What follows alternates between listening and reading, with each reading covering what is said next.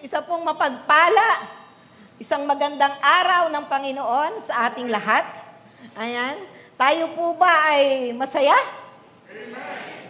Tayo po ba ay pinagpala? Amen. For today, po? Pinagpala na, pinagpiko pa. Okay. For today, ang aking message, ang message ng Panginoon, ay hindi po heartwarming. Hindi masyadong, kasi mga previous messages po ng Lord through me, ay yung parang lagi ko po kayong pinapamper that God is with us, God is always good. Ngayon po, a little different. A little different po. It is more of a challenge. This is more of an encouragement. Okay? I'm happy to see you all. Thank you. Thank you. Sabihin mo sa katabi mo, thank you, nandito ka. Thank you, matapat kang naglilingkod. Yan. Thank you. Thank you for all of you. Ako po yung nagagala. Kalakasan po naming lahat. Hindi lang po ako. Of all the GEOS board, leaders, workers. Kalakasan po namin. In behalf of GEOS family na tayo po ay laging nagsasama-sama worshiping a living and faithful Father. Ngayon, tayo po ay magsisimula na kasi after this, meron po tayong teaching and I am trying na mapaigsi po ang mensaheng ito as much as possible. Ayan, 4 lang po yung aking slides. 4 na bond paper lang kasi po, sabi ko nga, maigsing-maigsi lang po.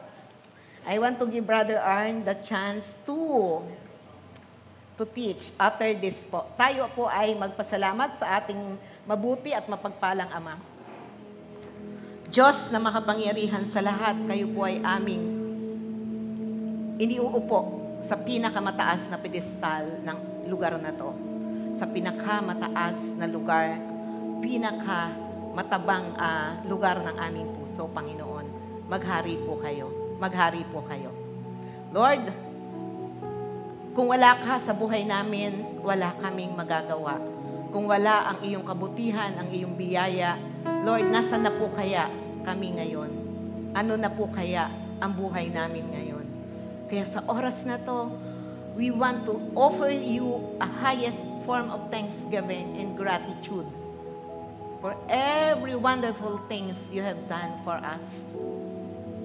For all the sacrifices. Salamat, Panginoon. Salamat. Sa araw na to, kayo po ang maging tagapagsalita namin. Kayo po ang mangusap sa puso at kaisipan ng aking mga kapatid, lalo na po sa akin. Father God, makilala ka pa namin ng lubusan upang sa aming pagkilala sa inyo, lalo kaming tumibay sa aming pananampalataya and lalo kaming maging kagamit-gamit sa iyong kaharian. Lord, kami po ay iyong lingkod. Kami po hindi mo lang anak, lingkod mo rin kami. Kaya nagnanais ka. Nakatulad mo, Panginoon, we grow. We grow in the knowledge of who you are. We grow. We grow in love. We grow in thanksgiving. And Lord, ano man ang mangyari, sa iyo lang kami nakatingin. Tatapusin namin, Panginoon, ang takbuhin na inilaan mo sa bawat isa sa amin. You will give us the grace, the power, Panginoon, to do and accomplish the things na gusto mo na magawa namin habang kami ay may hininga pa. Habang kami ay minamahal at pinagtitiwalaan at nais mo, Panginoon, na kami ay maging sayo. Sayo lang, Panginoon. Lord, have your way in our midst. Speak to your people. In Jesus' mighty name we pray. Amen, amen. My topic is be farsighted. Ayan.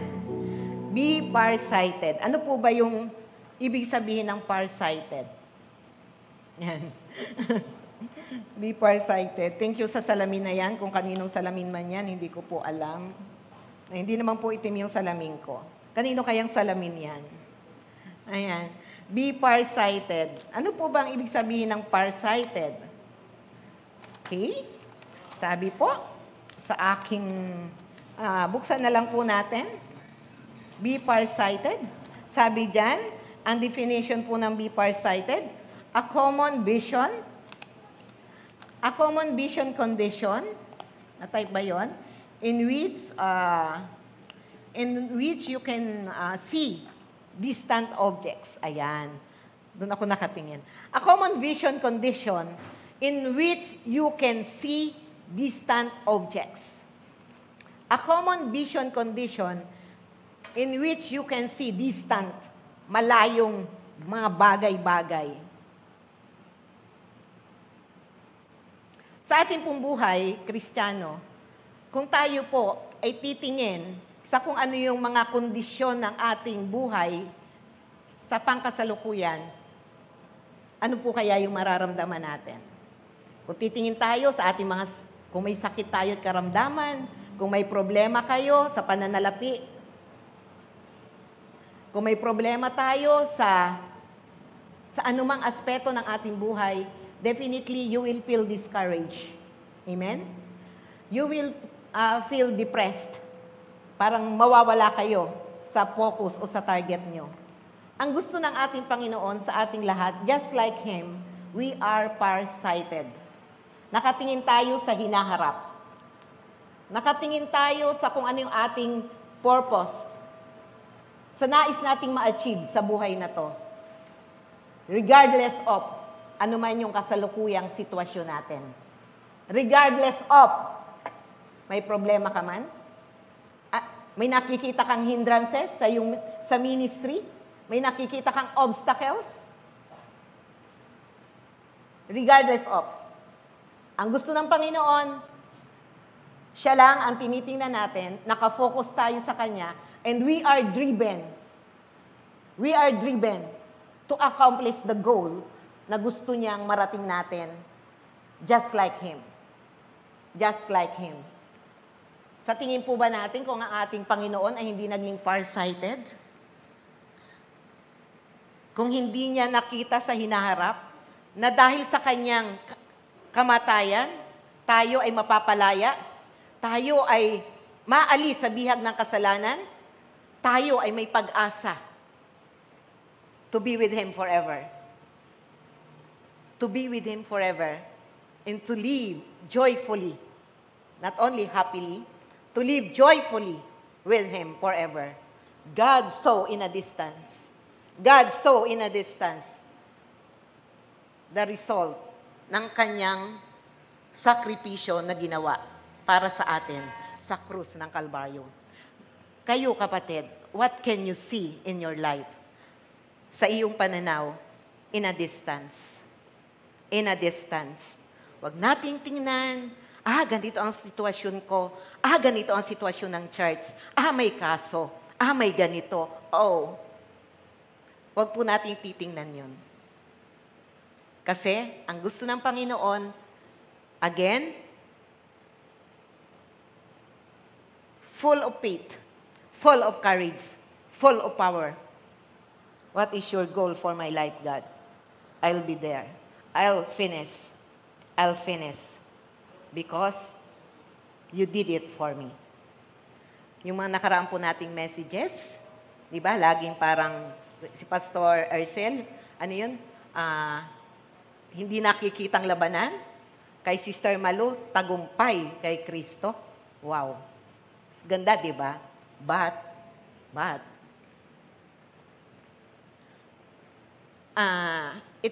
we need to pay the price. We need to pay the price para po tayo makarating doon. May gagawin po tayo. Ito po ang ating gagawin. Sabi ko nga, hindi heartwarming ang message ng Panginoon, but this is full of challenge. This is an encouragement to me and to you.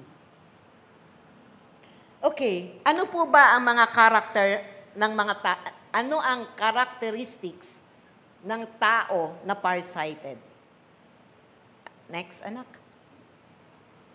May pagtsatsaga. Ipagtsatsaga.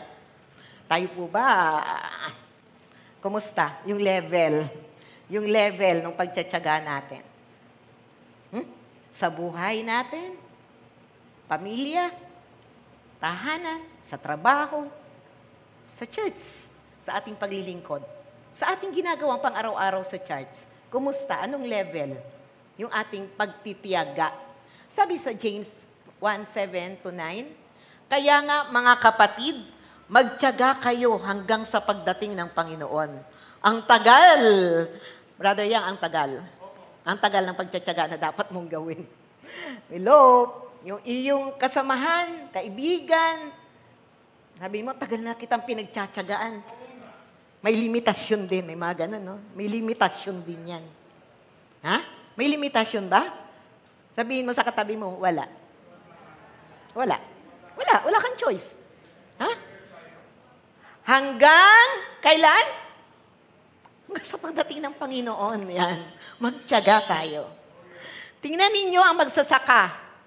Buong tiyaga niyang hinintay ang mahalagang bunga ng kanyang bukirin.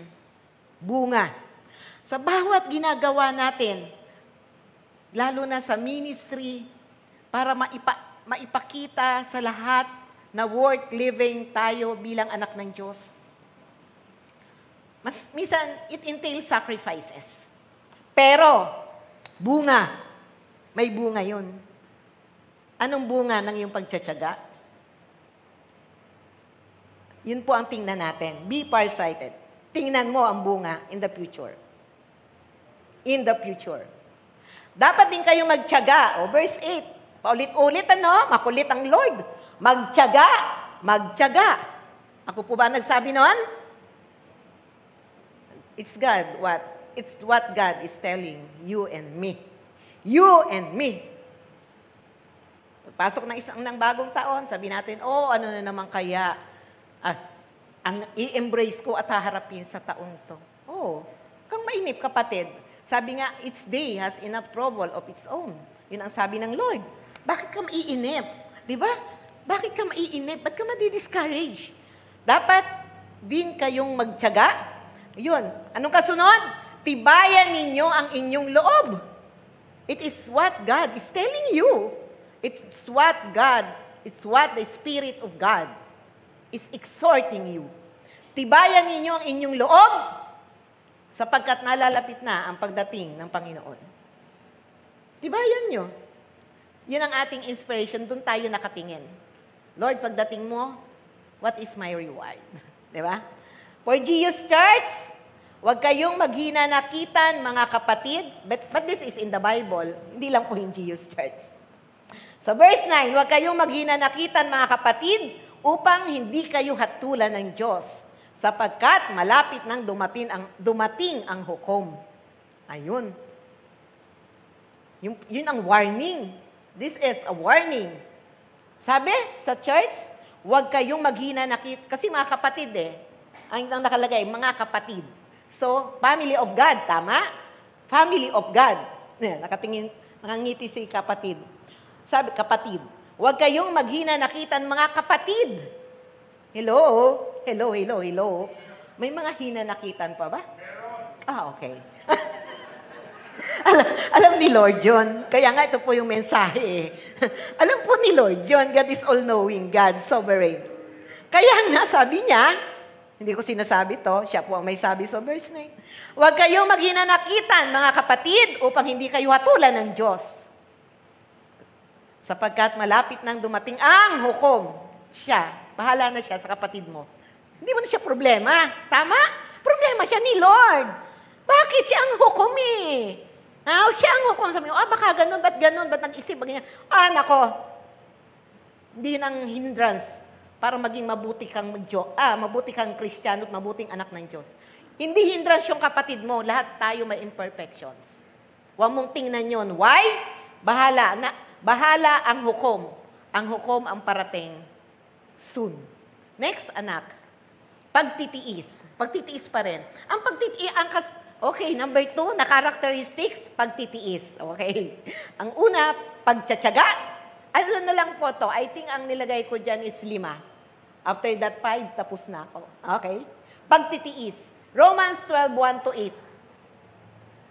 Pagtitiis calls for a sacrifice. Ituon natin ang ating paningin kay Jesus na siyang pinagmulan ng ating pananampalataya at siya rin nagpapasakdal nito. Dahil sa kagalakang naghihintay sa Kanya, hindi niya ikinahiya ang mamatay sa krus at siya ngayon ay nakaluklok sa kanan ng trono ng Diyos. Ayon, be farsighted. Ito pala, kagalakan. Nakikita ng Lord, after yung kanyang hirap, sakit, pagdurusa, humiliation, everything, kagalakan. Kagalakan ang naghihintay. Isip-isipin ninyo kung gaano ang tiniis niyang paglaban sa mga makasalanan upang hindi tayo manlupaypay o paghinaan ng loob. Anak? Sabi sa 2 Timothy 2:10, sabi ni, this is addressed to Timothy from Paul. Pinagtitiisan ko ang lahat ng bagay, sabi ni Paul kay Timothy. You know, we know the sacrifices of Paul. Amen? We know the sacrifices of Paul in the ministry. Ikaw, anak. Ikaw, kapatid. Ano na ang sacrifice mo? Ano na yung hirap? Ano na sa tingin mo yung mga binabata mo for the call, for your call in the ministry? Sabi ni Paul, isang manggagawa, sinabi sa kanyang isa ding manggagawa, pinagtiisan ko ang lahat ng bagay. Lahat. Lahat. Why? Our example again is the Lord Jesus Christ. Siya ay naging tao, pero nagtagumpay. Why? Pinagtiisan niya ang lahat. Nagtiyaga siya bilang tao. Pinagtiyagaan niya ang lahat-lahat. Kahit siya ay Diyos. Lahat ng bagay, alang-alang sa mga hinirang ng Diyos. Oh, sabihin mo, alang-alang sa akin. Wow. Wow. With all humility, alang-alang sa akin. Ha? Pinagtiisan lahat ng bagay ng ating Panginoon. Ni Paul bilang isa ding lingkod. Why? Alang-alang sa mga hinirang.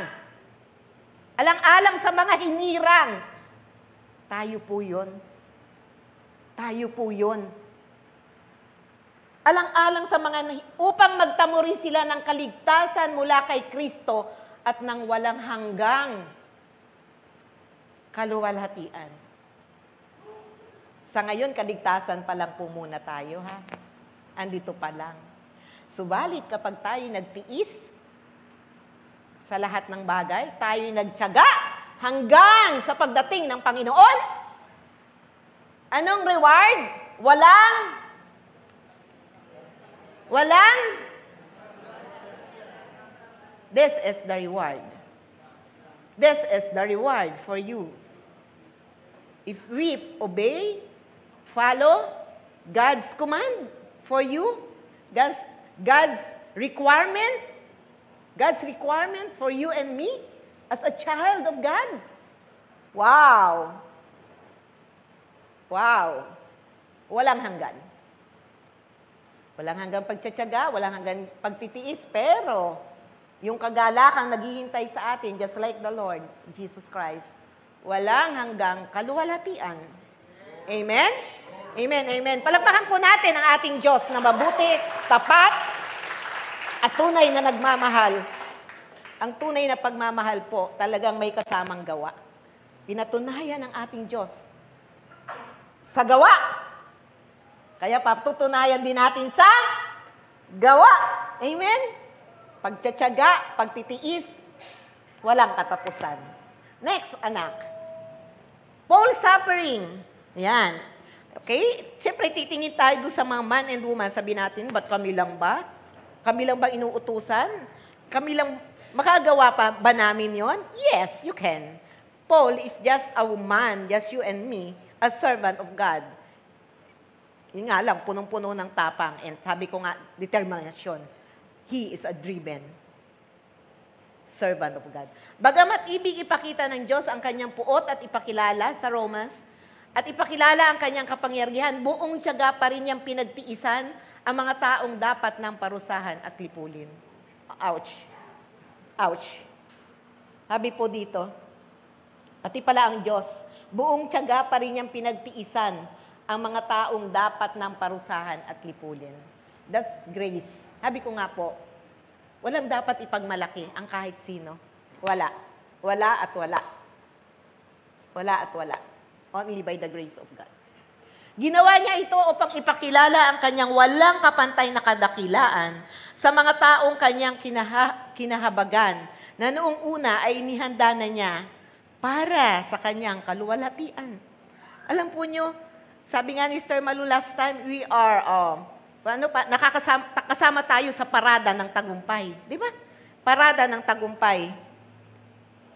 So yun, lagi may nakahanda ang Diyos sa atin. Sabi niya, sa mga taong kanyang kinahabagan na noong una ay inihanda na niya para sa kaluwalhatian niya. Inihanda na niya tayo, pinili na niya tayo, kaya tayo nanditong lahat. Tayo ang tinutukoy na tinawag niya, hindi lamang mula sa mga Hudyo, kundi mula rin sa mga Hintel. Tayo yun. Di ba? We are so blessed, we are so privileged na tayo ay inihahanda ng Diyos in the future. Kung tayo magtitiis, more glory just like Him. Next, anak, endure. Yan. Sabi ko, pagtitiis, pagtsatsaga, endure means go through, live on, go on. Puro may go, ano? Live on, go on, continue, push through, go through. Yan po ang ibig sabihin ng pagtsatsaga. Endure. Sabi sa 2 Timothy 2:3, ewan ko po kung nandyan, magpakasakit ka tulad ng isang mabuting kawal ni Kristo. Magpakasakit ka katulad ng isang mabuting kawal ni Kristo. Noon, na-discuss ko dito ang pagiging kawal. Tayong lahat ay sundalo ng Panginoon, walang exemption. Sundalo tayo ng Panginoon. Ang sabi, endure, magtiis, kasi sa English po, kaya ako nilagay ito, nakalagay ito sa English, endure, like a good soldier of Jesus Christ. So, ang endure, hindi lang po pagtitiis, yun din pala ay pagpapakasakit. Pagpapakasakit. Sabi po ni Paul, magpakasakit ka katulad ng isang mabuting kawal. Mabuting kawal ni Kristo. God commanded us those things. God told us na magtiyaga tayo hanggang wakas.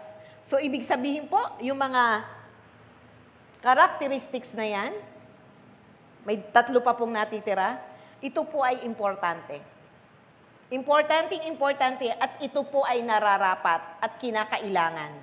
Required sa ating paglago, required sa ating pagiging matibay, at pagiging mature bilang isang mananampalataya. You want to be matured? Hello? May kausap po ba ako? Okay. You want to grow? Okay. Gusto niyo pong bang maging matibay? Malakas, matatag? Pagtiisan po natin. Magtiyaga po tayo. Just like the Lord. Kasi sa hinaharap, may naghihintay naman po eh.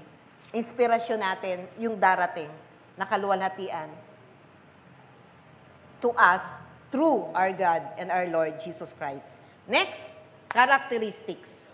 Nakapako ang paningin sa mga bagay na di nakikita. Yan. Una, pagtsatsaga, pagtitiis. 3, nakapako. Ano nakapako? Di ba ang pako talagang pag pinako, matatanggal hindi yung pako? Di ba?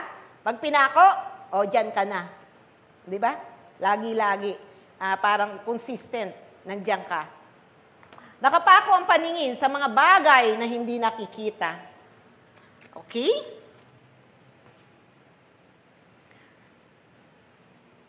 Sabi sa 2 Corinthians 4:18, kaya't ang paningin namin ay nakapako sa mga bagay na di nakikita, hindi sa nakikita.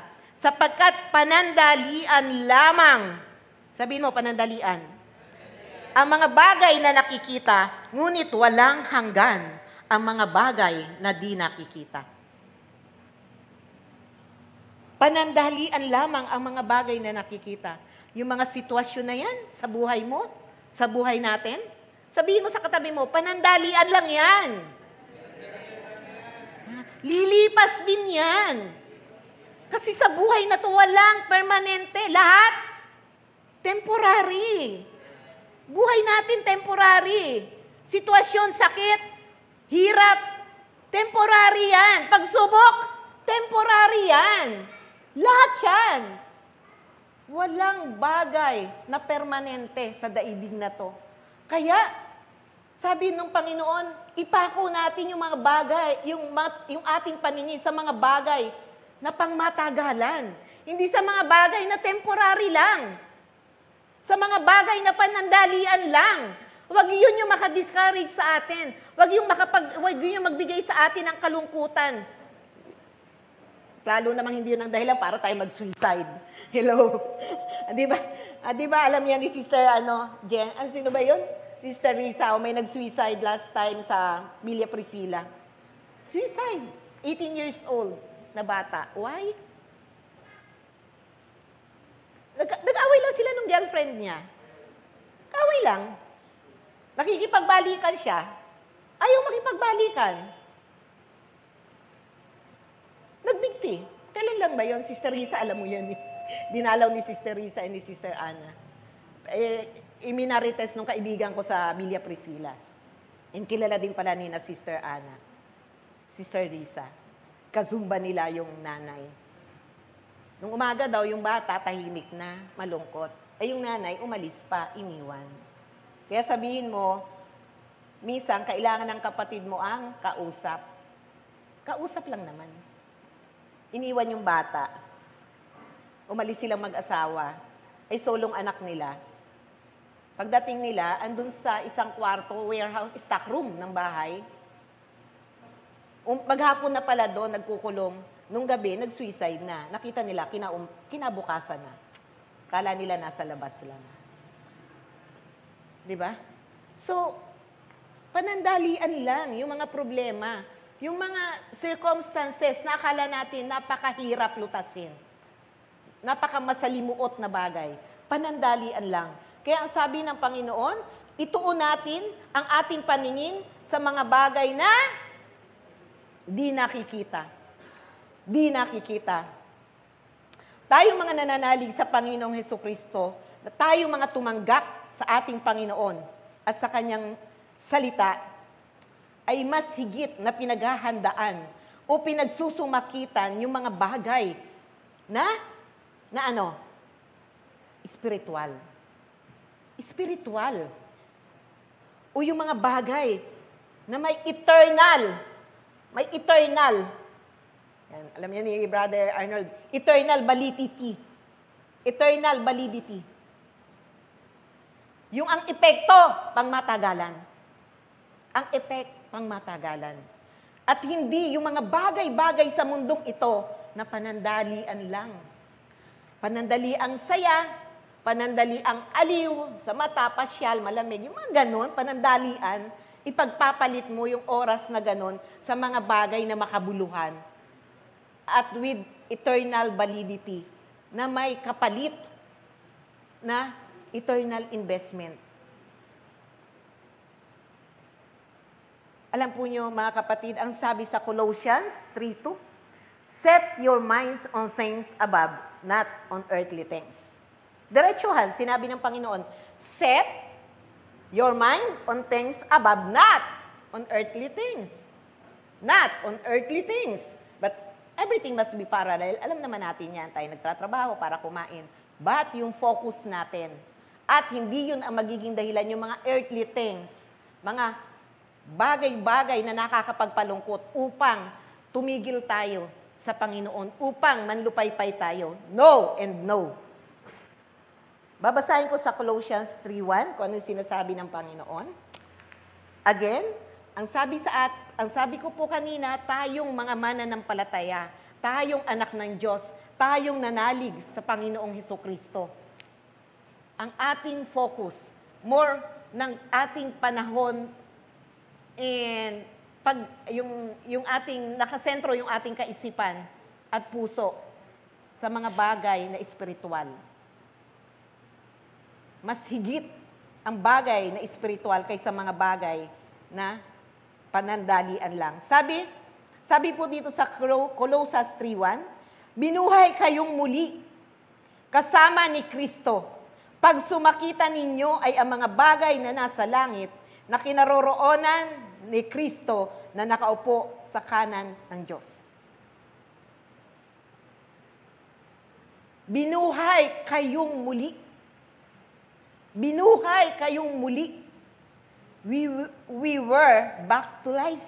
Dati patay tayo. Ang ating espiritu hindi nakakaunawa ng salita ng Diyos. Ang ating espiritu hindi nagre-respond sa pag-ibig ng Diyos. Tayo ay para bang yung walang pakiramdam, nimi, sa mga bagay na espiritual. Pero sabi ni Paul, binuhay kang muli. Espiritual na bagay. Binuhay kang muli. Bagay na pangmatagalan.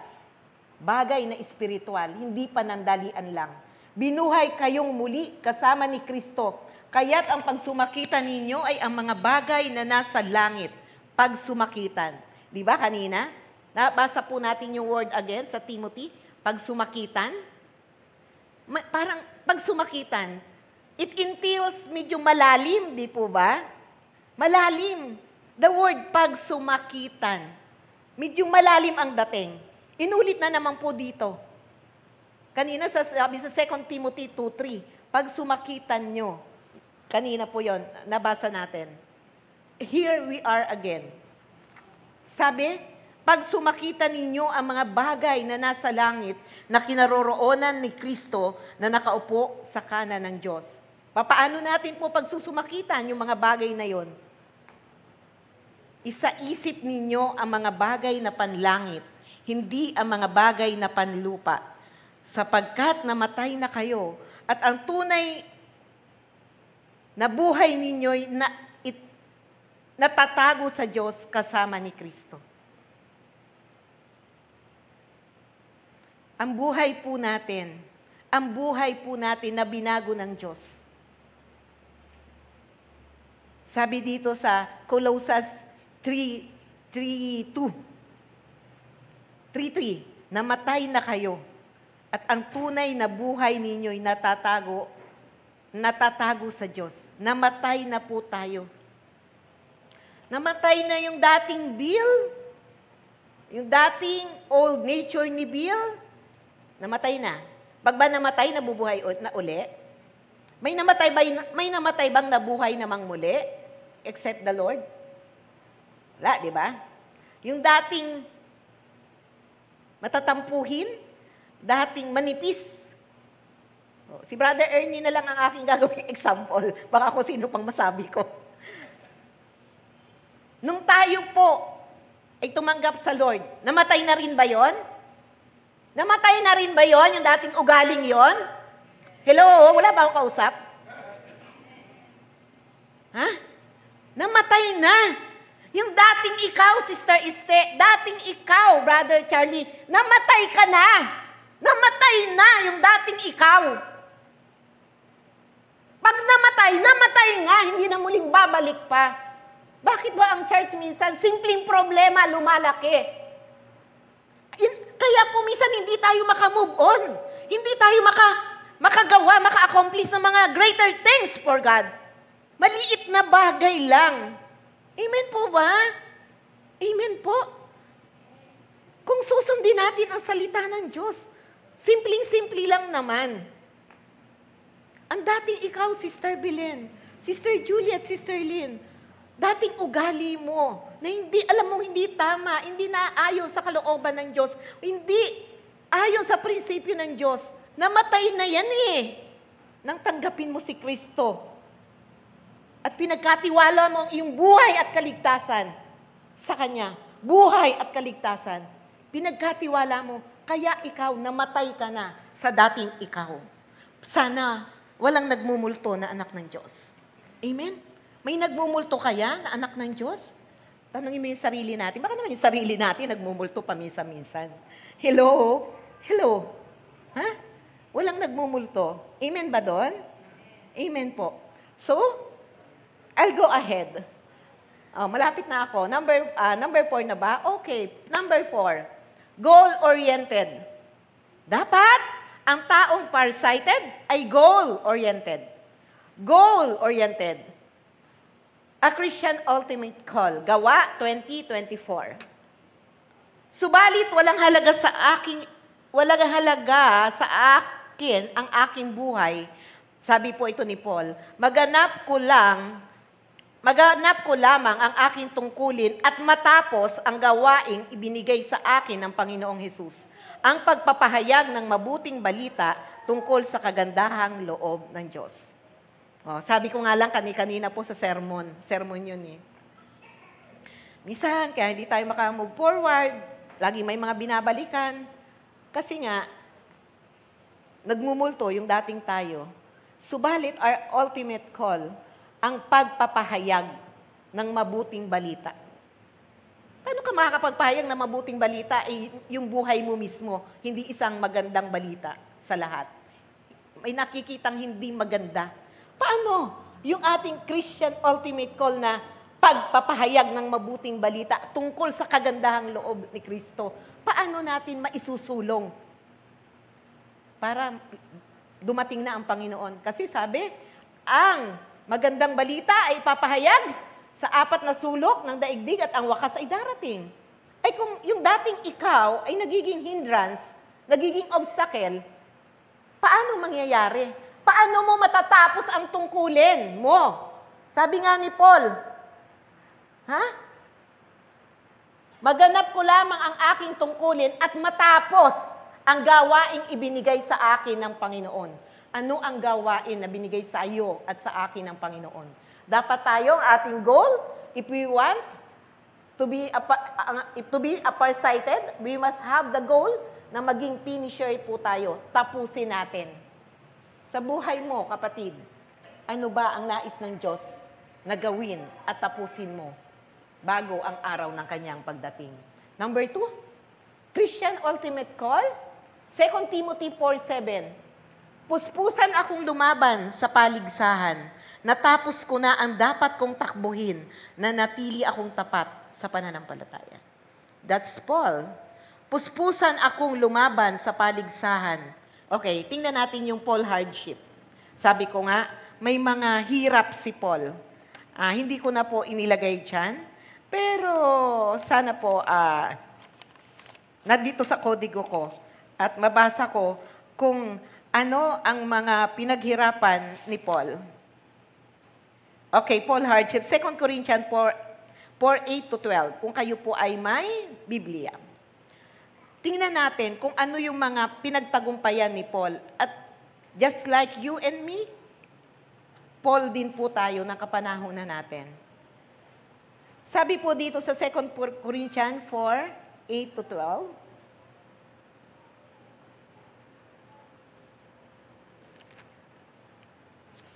ginigipit kami sa kabi-kabila, ngunit di nagagapi.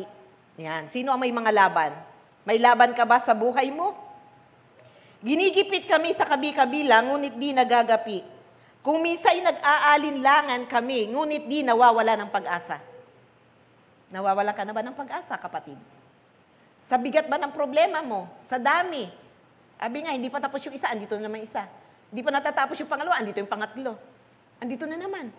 Pero, sabi dito, kung minsan nag-aalinlangan kami, ngunit di nawawala ng pag-asa. Pinag-uusig. Yan. Sino ba dito ang pinag-uusig? Yan. Pinag-uusig kami, ngunit di nawawala ng kaibigan. Naibubuwal, ngunit di tuluyang nalulugmok. Wow. Yan ang anak ng Diyos. Yan ang anak ng Diyos. Bumubuwal tayo. Di ba? May mga failures din. Kasi may mga weaknesses tayo eh. Lahat tayo. May weaknesses tayo. Ngunit, di tuluyang na ilulugmok. Di tuluyang na ilulugmok. Kasi nga, yun na yung pinagtiisan ng Panginoon. Namatay na nga siya para sa ating katagumpayan. Nagtiyaga siya. Sabi nga, through his poverty, we become rich. Pinagtiisan niya lahat yon. Kaya naiibuwal man tayo ng problema, ngunit di tuluyang ilulog mo. Lagi kong taglay sa aking katawan ang kamatayan ni Jesus upang sa pamamagitan ng katawan ko'y maihayag ang kanyang buhay. Kami laging nabibingit sa kamatayan, alang-alang kay Kristo upang sa aming katawang may kamatayan ay mahayag ang kanyang buhay. Nahahayag po ba sa buhay natin ang kamatayan ng Panginoon? Ano pat habang ako'y dahan-dahang namamatay, nagkakaroon naman kayo ng buhay na walang hanggan. Yan si Paul. Kaya sinabi niya ni Paul at the end, puspusan akong lumaban sa paligsahan. Natapos ko ang dapat kong takbuhin na natili akong tapat sa pananampalataya. That is a farsighted servant of God. Hindi nakatingin sa problema, hindi nakatingin sa hirap, nakatingin sa pinapagawa ng Panginoon. Sa tawag ng Panginoon bilang anak niya. Next, conclusion. Hindi pa, may 5 pa pala. Sabi nga pala 5. Una, pagtsatsaga, pagtitiis, goal-oriented. 3, nakatingin sa mga bagay na pang matagalan, di sa mga bagay na nakikita lang. 4, goal-oriented. Be a finisher, yun ang ating goal. Number 5, katapatan. Tapat ka ba? Tapat ka ba? Sapagkat ang Diyos ay nanatiling tapat. Nanatiling tapat. Ang kasama ay lalaganap, ano pat man lalamig ang pag-ibig ng marami. Ngunit! Sabihin mo, ngunit.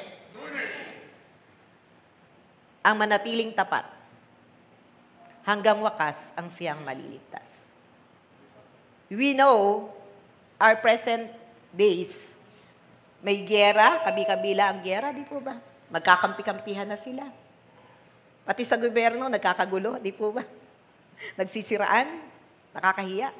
May kausap nga ako, sabi niya, ano ba itong mga presidente, parang probinsyanong ugali. Kakahiya, probinsyanong ugali daw. Sila-sira, nag-aaway. This is the world we are living in. This is the present times. Kasamaan. Kasama ay lalaganap.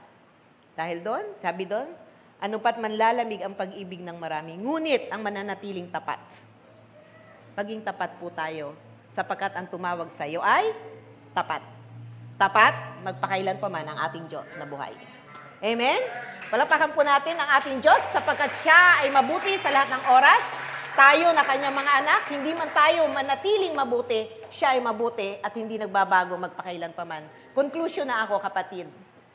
Farsighted. Di natin titingnan ang mga hindrances and obstacles on our present time. Yun lang yun. Yun po ang gusto kong makita nyo. Farsighted. Ba't gusto ni Pastora? Ba't gusto ng Diyos na kami ay tumingin sa hinaharap?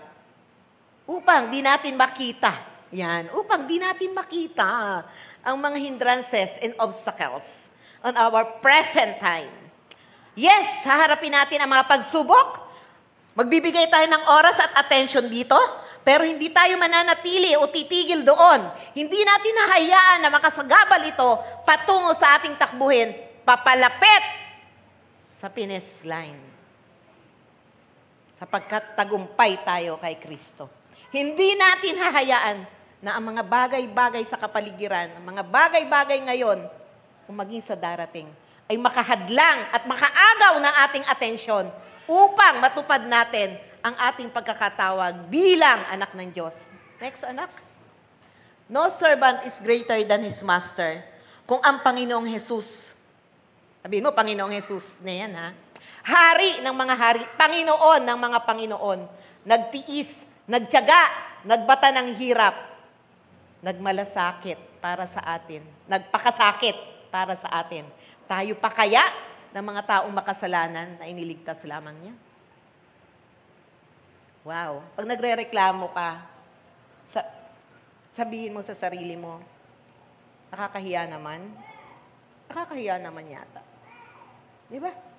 Kung nagre-reklamo ka sa buhay na to, at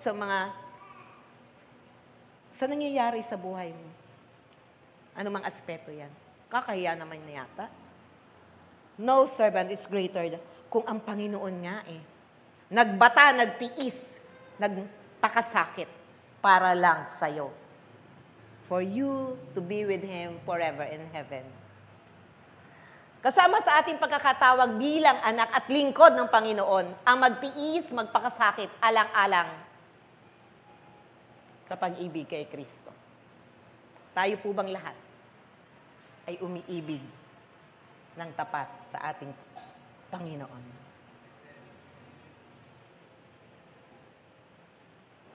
It ended the message of God for today. Mahal po tayo ng Panginoon. He wants us to encourage. He wants us to be challenged. Sapagkat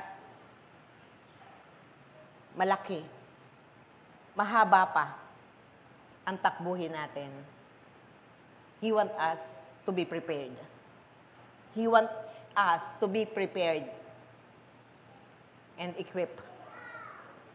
Matatag, matibay na anak ng Diyos kung paanong ang ating Diyos ay naging matapang, driven to finish His call upang ialay po sa atin lahat. Tayo po'y manalangin. Aming Diyos na mabuti, hindi nagbabago sa lahat ng oras.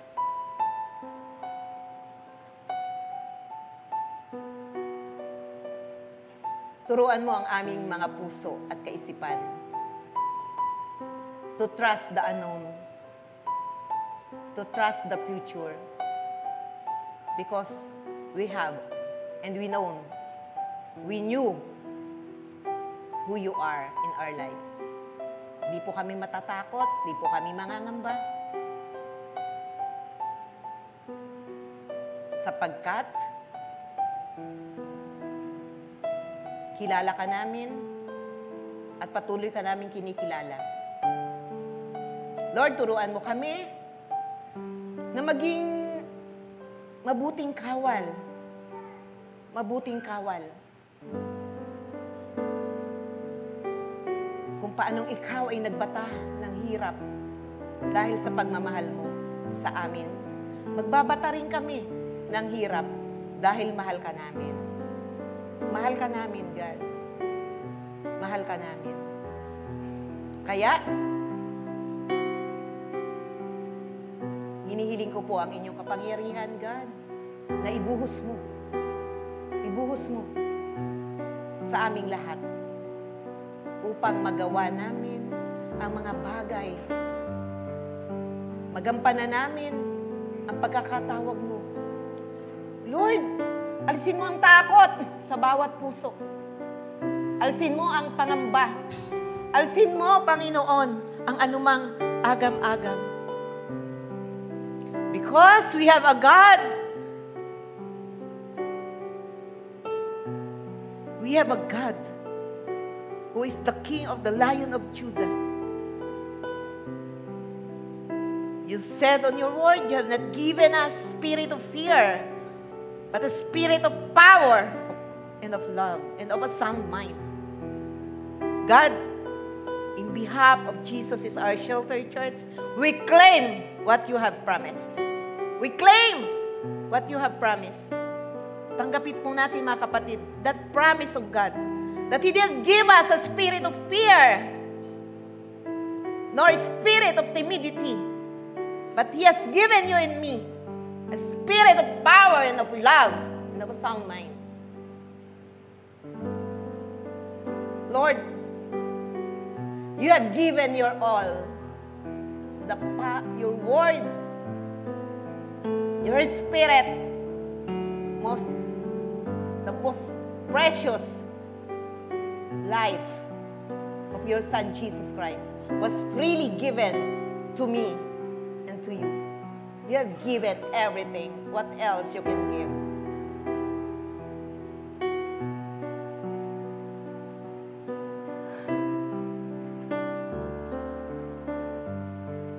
Pasalamatan namin, God. Tanggapin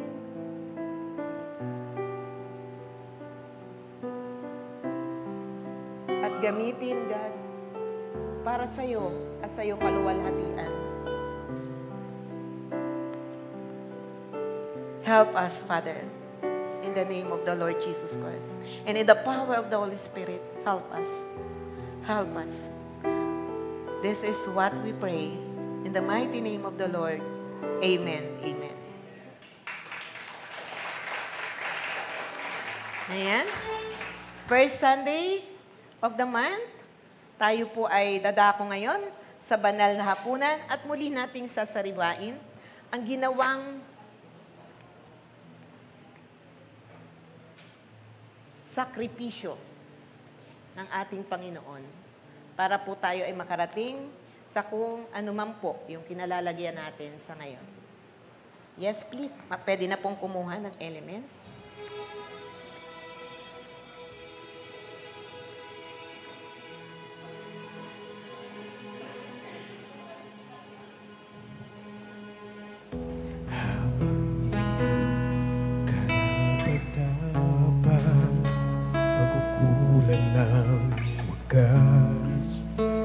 At tapat mong pagsinta.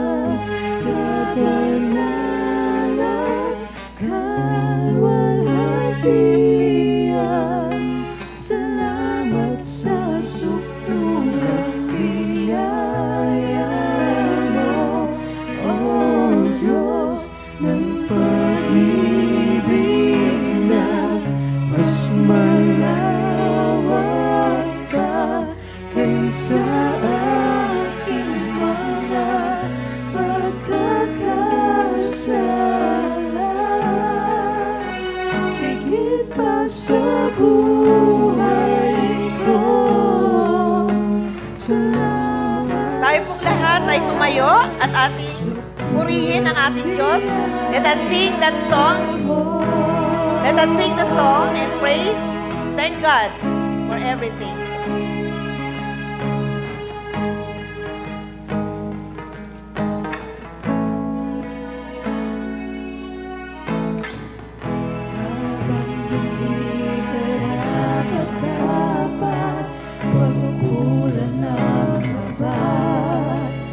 Wagas mong pagsinta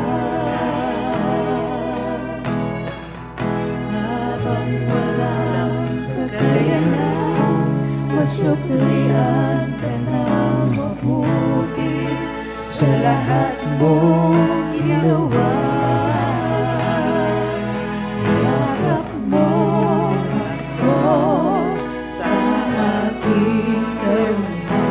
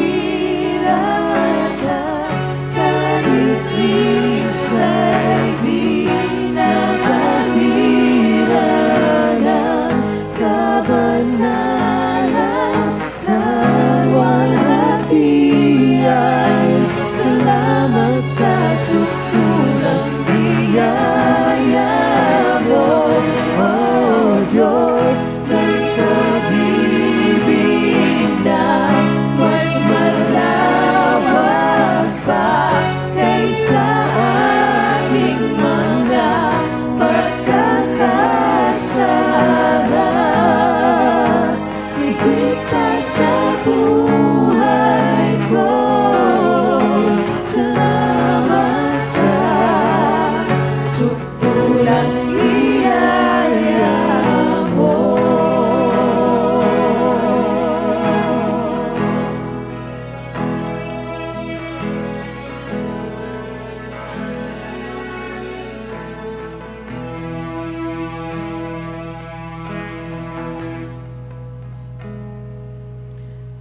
Bago po tayo dumako sa banal na hapunan, atin pong balikan, ating alalahanin, ang ginawang pagtitiis at sakripisyo ng ating Panginoon. Sabi po sa Isaiah 53:4,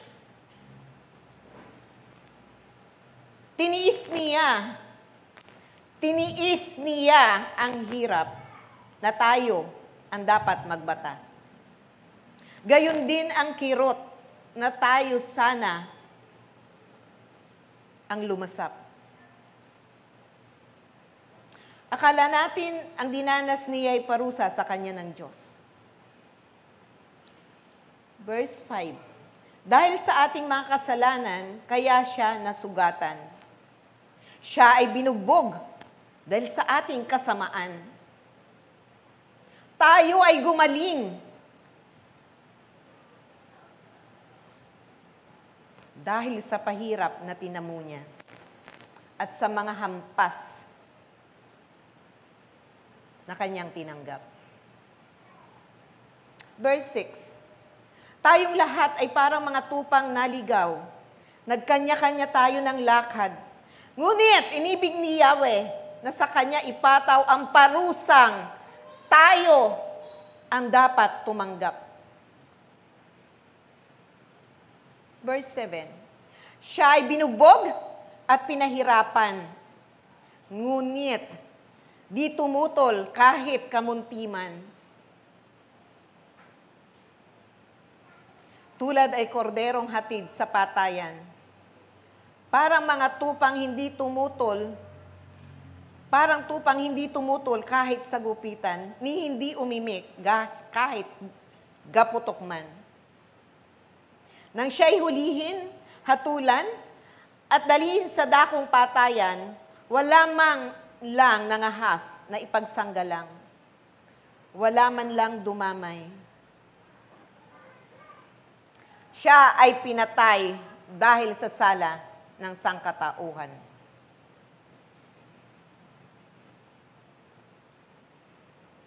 Sinabi ni Yahweh, ang kanyang paghihirap ay kalooban ko.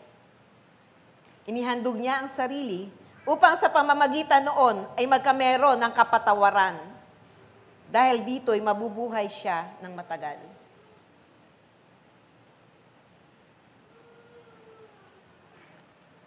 Sabi po ng Panginoon, every time na magpapartake tayo ng banal na hapunan,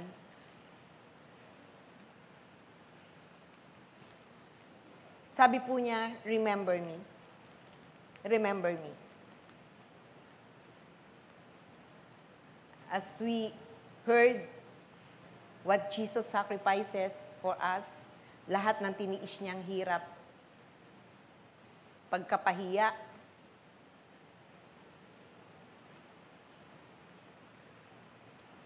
hapdi ng katawan, hapdi ng kalooban. As we remember God's love for you and me, sana po, yun yung maging inspiration and lakas natin upang magpatuloy tayo sa hangganan ng pagkakatawag sa atin. Ang hapag ng Panginoon ay isang taimtim na pagpapahayag ng kamatayan at muling pagbabalik ng ating Panginoong Hesukristo. Isang pag-alaala sa kagandahang loob ng Diyos sa pamamagitan ng kanyang mabiyayang pagpapatawad sa ating mga kasalanan. Ito ay hindi lamang isang ritual na ginagawa ng iglesia, kundi ito ay isang pagsunod sa utos ni Hesukristo na ating Panginoon. Hindi nito napapatawad ang ating mga kasalanan, subalit sinasalamin nito ang bagong tipan ng pakikipag-ugnayan natin sa Diyos sa pamamagitan ng kamatayan ni Jesus sa krus ng Kalbaryo. Ito rin po ay isang mahalagang pagpapakita ng ating pakikipag-isa sa katawan ni Kristo, ang Iglesia. Ang babala ni Apostol Pablo ay nagsisilbing paalaala sa atin ng hapag ng Panginoon ay isang gawaing pinag-iisa, Hindi pinagbabahabahagi ang mga mananampalataya kay Kristo. Madiing ipinapalaala ni Apostol Pablo na ang hapag ng Panginoon ay isang banal na gawain at dapat igalang. Ang pakikibahagi rito na hindi nararapat ay magbubunga ng hindi maganda. Ang hindi nararapat na pagtanggap at pag-inom sa mga simbolo ng katawan at ng dugo ay isang kasalanan sa katawan at dugo ng ating Panginoong Hesus. Dahil dito, kinakailangang saliksikin nating mabuti ang ating sarili upang matiyak ng buong kamalayan na tayo'y karapat-dapat na sumalo sa banal na hapag ng ating Panginoon. Sa sandaling katahimikan, ating pong suriin ang ating sarili, ipasuri natin sa Panginoon ang ating puso at kaisipan, at humingi po tayo sa Kanya ng kapatawaran sa ating mga nagawang kasalanan.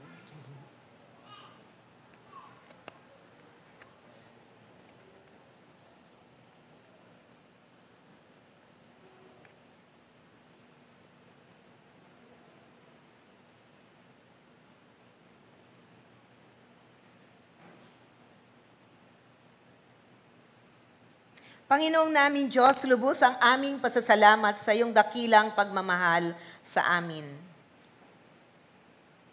Bagamat kami po ay hindi karapat-dapat sa iyo, minarapat mo pa rin kami maging mga anak mo sa pamamagitan ng pagkamatay ni Jesus sa krus ng Kalbaryo para sa ikapagpapatawad ng aming mga kasalanan. Dalangin po namin na sa aming pagtanggap sa simbolo ng katawan ni Jesus na nabayubay sa krus, patuloy po ninyong pag-alabin ang aming mga puso sa pagpupuri sa iyo. Pagpalain mo po ang simbolong ito upang ito'y maging pagpapala rin sa amin sa pangalan ng Panginoong Hesus. Itaas po natin ang simbolo ng katawan ng ating Panginoon. Ito ang aral na tinanggap ko sa Panginoon at ibinibigay ko naman sa inyo. Ang Panginoong Hesus, noong gabing siya ipagkanulo ay dumampot ng tinapay, nagpasalamat at pinagpira-piraso ito at sinabi, ito ang aking katawan na inihahandog para sa inyo. Gawin ninyo ito bilang pag-aalala sa akin. Mga kapatid, tanggapin po nating lahat ang simbolo ng katawan ng ating Panginoong Hesus.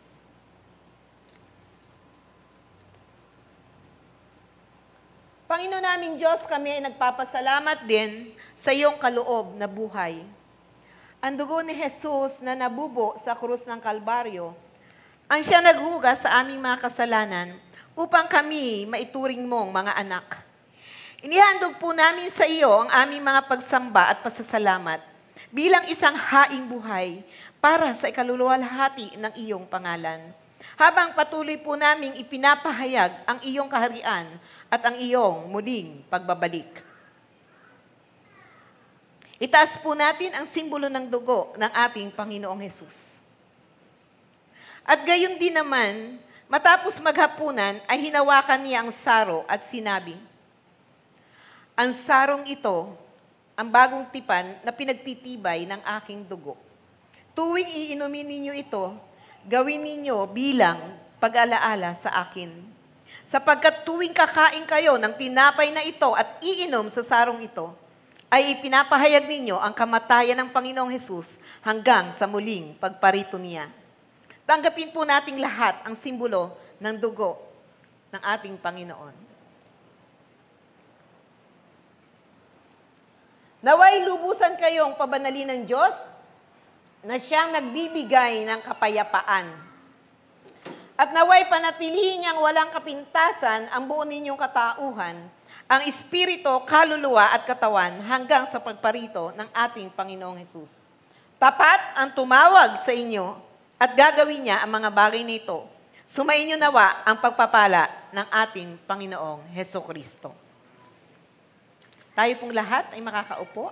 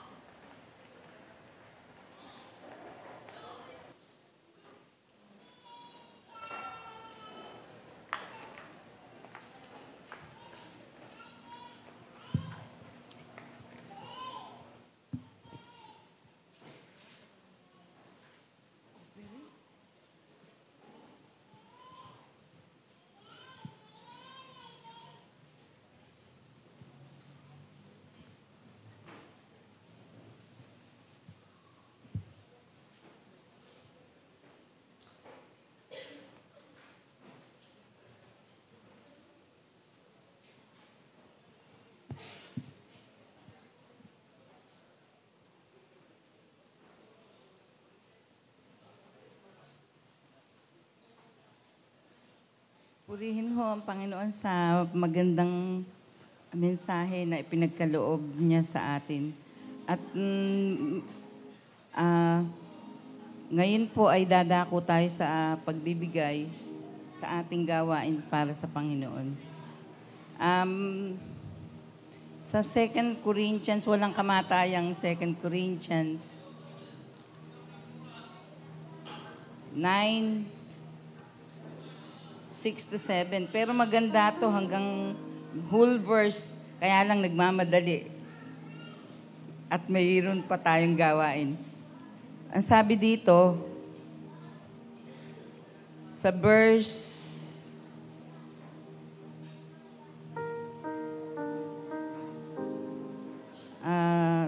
6, tandaan ninyo ito, ang naghahasik ng kakaunti ay mag-aani ng kakaunti. At ang naghahasik naman ng marami ay mag-aani ng marami.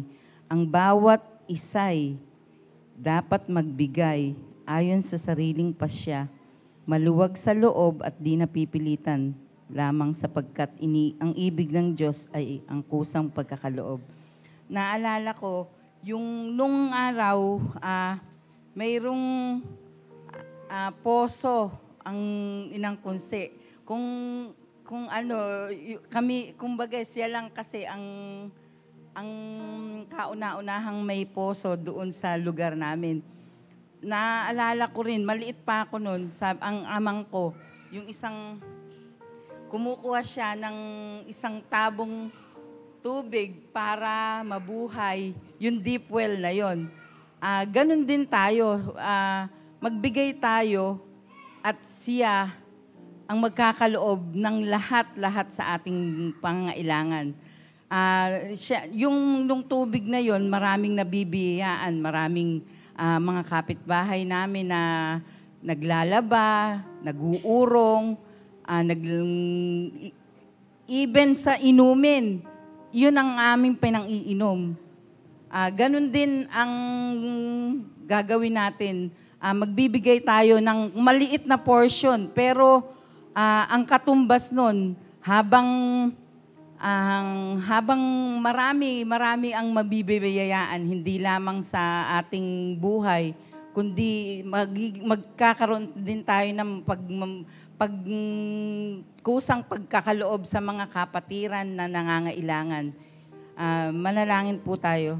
Lord, maraming salamat po, Panginoon, sa magandang araw na ito na ipinagkaloob mo sa amin. Salamat, Panginoon, sa napakabuti ninyong mga ginagawa. Lord, kayo po ang nakakaalam ng aming pangangailangan. Subalit, Panginoon, ang iyong kaharian, ang ibig naming mauna, Panginoon, na gawin namin. Pagkalooban po ninyo ang bawat isa ng kakayahan na magbigay at sa susunod na gawain ay magamit, Panginoon, ang lahat ng ito ayon lamang sa iyong kalooban. Pagpalain mo po, Panginoon, ang bawat sentimo na gagamitin, na pagkakaloob ng aming mga kapatid at ikaw po, Panginoon, ang magpayayaman sa aming mga negosyo, sa aming mga trabaho. Salamat, Panginoon, sa kalakasan ng aming lupang katawan na napupuri ka namin, napapasalamatan. Maraming salamat, Panginoon, sa hangin na aming na-i-inhale at na-exhale. Lord, ito po'y hindi mo namin nakikita, subalit ipinagkakaloob ninyo. Maraming salamat, Panginoon. In Jesus' name we pray. Amen. Salamat, Panginoon, sa inyong katapatan.